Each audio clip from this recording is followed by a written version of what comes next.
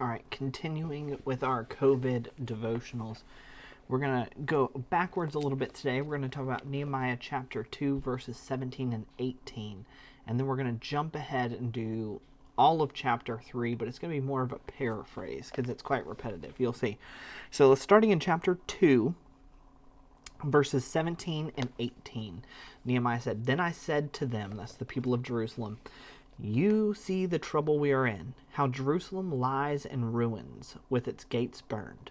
Come, let us build the wall of Jerusalem, that we may no longer suffer derision.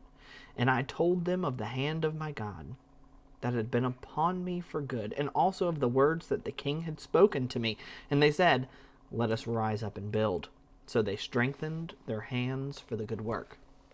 So we're going to look at, I'll jump to chapter 8. I'm really excited. But we'll jump to chapter 3, and we'll continue. So then Elisha, the high priest, rose up with his brothers, the priests, and they built the sheep gate. They consecrated it and set its doors. They consecrated it as far as the Tower of 100, as far as the Tower of Hananel.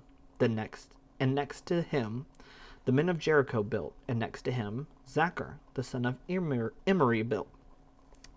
The sons of Hazanah built the fish gate.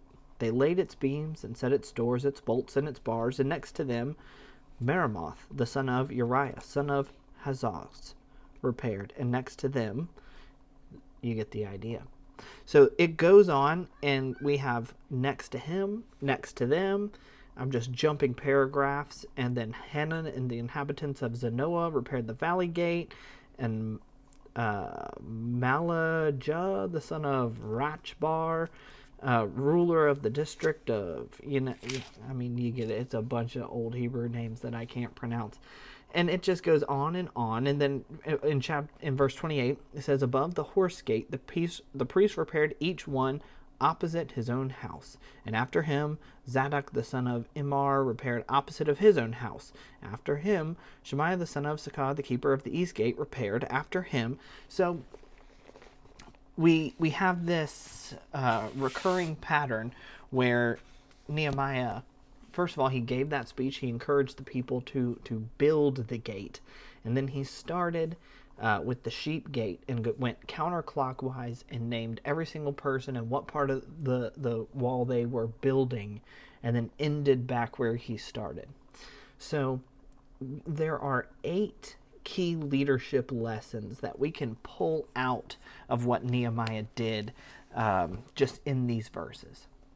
Maybe more than 8. We'll start with 8. But the first thing is he put himself in their situation. In chapter 2, verses 17, he says, "You see the trouble we are all in, how Jerusalem lies in ruins with its gates burned." So he identifies the problem and he puts himself in their situation. This is not a good place to be. He challenged them with the need. He's telling them we need to build the wall so that we might no longer suffer derision. We are challenging the need. He offered the goal. Let's build this wall.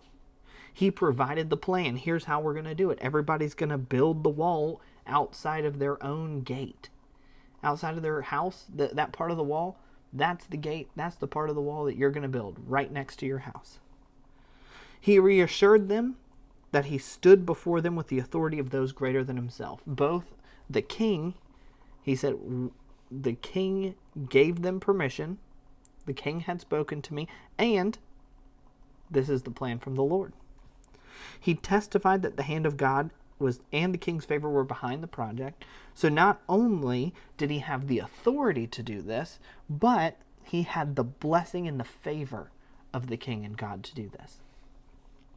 Number 7, he helped them understand why it would be a good work. He summarized the goal, but not just the goal, but the why behind the goal. And that's huge. A lot of times leaders skip that step. We say, this is what we need to do, but we don't go into the why it's important we need to do that thing. And without the why behind things, people will give, at best, a lackluster effort. I want to know why you want me to brush my teeth. you know? It's one thing if I tell Luke, brush your teeth, but it's another thing if I say, you need to brush your teeth, or else your teeth are going to hurt and fall out and you're going to be ugly. You know, that's a whole different, like, now I want to brush my teeth. I don't want to be toothless and ugly. But if it's just another thing I have to do to check off my list, I'm not motivated to do it. We need that internal motivation, and as leaders, we need to explain the why. So, number 8, the thing that he did, he showed everyone, I'm not taking credit. Not only did he give God credit for this and say, you know, God's favor is upon this, he gave this plan to me, but he's not writing in chapter 3 saying, this is my great plan, give me credit. No, he gave credit to every single person for the work they did on the wall and where they did it. So he's not even taking credit and saying, oh, thanks to me and my great plan, this wall is being built. No, what he's doing is he's giving credit to the people actually doing the work. And as the leader, that needs to be your focus. You deflect the credit to the other people in your team doing the work. You can't take the credit for yourself. Nobody wants to work for that leader. Now, he does one more thing. It's kind of like an 8B, or an 8.5. Chapter 3, verse 5. It's very subtle. I know we skipped it. But it says, and next to them, the Tekoites repaired, but their nobles would not stoop to serve their Lord. And then it keeps going. That little phrase right there, he was saying essentially, I think the Hebrew words from what I read in the commentary say that means they wouldn't stick their neck out. They wouldn't put their shoulder to shoulder effort behind it. So the royalty or the lords of that house, they wouldn't get dirty doing the work. So not only does Nehemiah give credit to the people who deserve it, but he doesn't give credit to the people who don't deserve it. He specifically says these people don't get credit for doing the hardest jobs. That's huge. Nothing will kill morale faster than the people who don't deserve it getting credit for the things that they did not do. Seems a little harsh, but that's a huge leadership lesson. Don't demotivate your hard workers by blanket thanking everyone when you know there are people in that group project who are just skating by. So what does this mean to today? What can we apply this to our lives when we're in lockdown? Well, guys, we should be looking for those things that the Lord wants us to do, those projects that we should be working on.